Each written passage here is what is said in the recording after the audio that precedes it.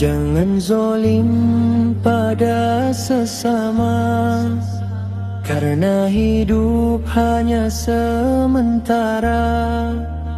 Apa yang kita tanam di dunia kan kembali pada diri kita.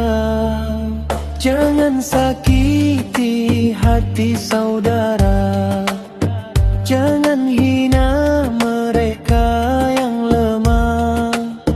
Allah melihat semua langkah, tak ada yang luput darinya. Jangan zolim, jangan menyakiti.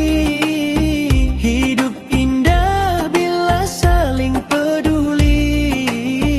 Tangan yang memberi lebih berarti daripada tangan yang melukai.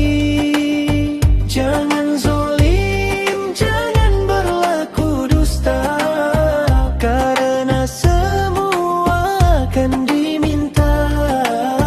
Mari jaga hati dan lisan kita, agar hidup penuh berkahnya. Jika marah, tahanlah emosi.